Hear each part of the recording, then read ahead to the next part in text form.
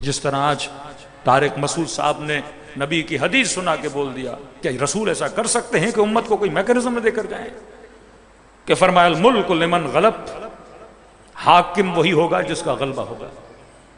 ایسی ایسی حدیثیں، صلح امام حسن اور شہادت امام حسین میں 21 سال کا فاصلہ ہے۔ ان 21 سالوں میں بنو امیہ نے جعل حدیث کی فیکٹریاں لگائیں کہ صحیح بخاری لکھنے والے جناب اسماعیل لکھتے ہیں کہ میں نے 6 لاکھ حدیثوں کو چھان کر صحیح البخاری لکھی۔ اب اندازہ لگائیں جو 6 لاکھ حدیثوں کو چھان کر چند ہزار حدیثوں کی کتاب کی تدوین کرتے ہیں، اس سے اندازہ لگائیے کتنی ہزار حدیثیں کیا تھیں؟ جعلی تھیں۔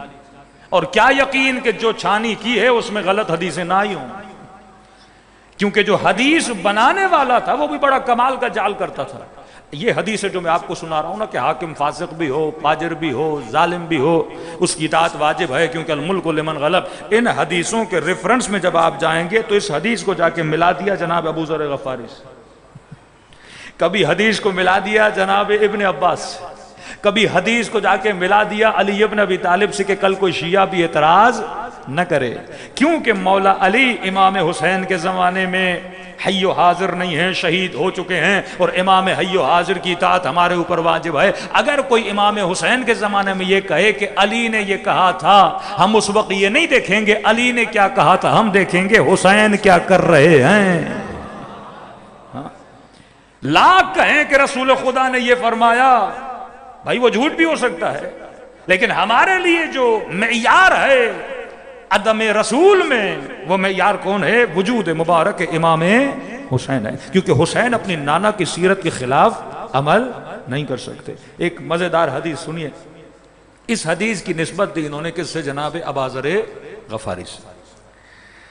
ابا ذر غفاری کل بھی عرض کر چکا، یہ وہ نبی کے صحابیوں میں سے ہیں جنہوں نے تیسری خلافت میں جناب عثمان کی سرسخت ترین مخالفوں میں سے تھے، کیونکہ جتنے اموال بیت المال، جتنے، کیونکہ سسرال تھا جناب عثمان کا بنو امیہ، جتنے بھی بنو امیہ کے حکمران اور حاکم آئے وہ جناب عثمان نے رکھے، اور تیسری خلافت میں بیت المال کا بے درغ استعمال ہوا، کیونکہ یہ خود ایجڈ تھے، لہٰذا جو حکومت کو چلانے والے تھے وہ اکثریت بنو امیہ کی تھی، تو لوگوں میں ایک شور شرابہ، بیت المال کا درغ استعمال، غربت معاشرے میں بڑھ گئی۔ تو اس وقت سب سے زیادہ جو سخت تنقید کرتے تھے وہ جناب ابو ذر غفاری تھے۔ ابو ذر ایک سادہ عزیز بندہ، کہیں پہ غلطی دیکھے فوراً بولنے والا، تو انہوں نے جناب ابو ذر کو جس طرح عرض کی، ان کو نکال کے روضہ کی طرف، شامات کی طرف جناب ابو ذر کو بھیج دیا۔ اب حدیث لکھنے والا حدیث کو کس سے ملاتا ہے؟ ابو ذر سے ملاتا ہے کہ ابو ذر سے منقول ہے کہ حاکم کیسا بھی ہو، حاکم کی اطاعت کرنا کیا ہے؟ واجب ہے، چاہے وہ حاکم دین میں بدعت ہی کیوں نہیں ایجاد کرے۔ مثلا یہ حج تمتع آپ کرتے ہیں، جناب عمر نے حج تمتع کو بند کر دیا تھا، پھر امیر المومنین انہوں نے حج تمتع کو کھولا اور اجازت دی۔ یا آج جتنے بھی برادران اہل سنت حج تمتع کرتے ہیں، یہ علی بن ابی طالب کا ان کے اوپر احسان ہے، کیونکہ اگر امیر المومنین اجازت نہ دیتے آج تک یہ جناب عمر کی سنت پہ عمل کر رہے ہوتے۔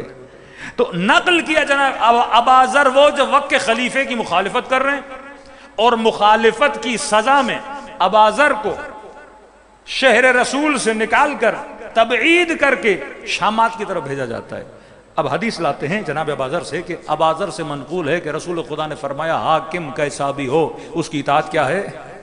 واجب ہے، جبکہ وہ خود اطاعت نہ کر کے شہر سے نکالے گئے۔ اب حدیث سنیے، کچھ لوگ کہتے ہیں 2 لوگ، اب یہ 2 کون ہیں پتہ نہیں، کہتے ہیں یہ 2 لوگ جناب ابا ذر کے لیے اجازت مانگنے گئے کہ بھائی میں نے حج پہ جانا ہے، کیونکہ حکومت کی پابندی تھی، ابو ذر حج پہ بھی نہیں جا سکتے تھے، حکومت کی پرمیشن ملے گی، جس طرح آپ کی ECL میں نام آ جاتا ہے کہ جناب حکومت مخالف ہے، یہ ملک سے باہر نہیں جا سکتا ہے۔ جناب ابا ذر غفاری کا نام ECL میں تھا، کہا کہ حج بھی کرو گے تو پرمیشن، نبی کا اتنا بڑا صحابی، تو کہا کہ یہ 2 سفارش لے کر گئے حکومت کے پاس کہ ہمیں پرمیشن دی جائے، ابو ذر غفاری حج کرنا چاہتے ہیں، کہتے ہیں پرمیشن ملی تو کہتے ہیں ابا ذر کے ساتھ حج پہ گئے، مقام منی پہ غالباً، وہاں پہ کہتے ہیں کہ مسلمان جو ہیں وہ 2 رکعت نماز پڑھتے تھے رسول خدا کے زمانے سے مقام منا پہ. ابو ذر کو آگے کچھ لوگوں نے بتایا کہ جناب عثمان نے مقام منا پہ 4 رکعت نماز پڑھائی. تو کہتے ہیں ابو ذر سخت ناراض ہوئے. کہا یہ دین میں بدعت ہے کہ جب میرے نبی نے 2 پڑھائی تو ان کو 4 نہیں پڑھانی چاہیے تھی. کہتے سخت ناراض ہوئے کہ دین خدا میں رد و بدل کیا جا رہا ہے, دین خدا میں بدعتوں کو لایا جا رہا ہے, ایسی چیزیں لائی جا رہی ہیں جو رسول خدا نے نہیں کی تھی. وہ شخص کہتے ہیں کہ جیسے ابو ذر نے تنقید کی اور تنقید کرنے کے بعد ہم نے دیکھا کہ وہ خود 4 رکعت پڑھنے لگا.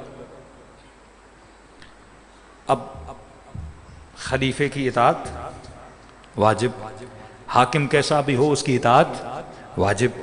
تو کہتے ہیں ہم نے ابو ذر سے کہا کہ ابا ذر غفاری ابھی تو تنقید کی کہ دین میں بدعت نہیں لانی چاہیے اور آپ نے 2 رکعت کو 4 کیسے کر دیا؟ تو کہا کہ وہاں ابو ذر نے کہا کہ میں نے رسول خدا سے سنا اگر حاکم دین میں بدعت بھی لائے تمہارے اوپر اس بدعت پہ عمل کرنا بھی کیا ہے؟ واجب ہے. اور قیامت میں حاکم جانے اور خدا جانے. پھر دوسری حدیث لائی, اسی صحیح مسلم بخاری کی حدیث ہیں. کہتے ہیں قیامت کے دن خدا ان بندوں کو اٹھائے گا, پوچھے گا تو نے بدعت کیوں کی, تو نے دین میں رد و بدل کیوں کیا, تو بے دین کیوں بنا؟ تو اللہ حکم دے گا لہذا ان کو بھیج دیا جائے جہنم میں, انہوں نے میرے دین میں رد و بدل کیا. تو یہ خدا کو کہیں گے پروردگارا ہمارا کوئی قصور نہیں, تو نے کہا میری اطاعت کرو ہم نے تیری اطاعت کی, تو نے کہا کہ میرے نبی کی اطاعت کرو ہم نے آپ کے نبی کی اطاعت کی.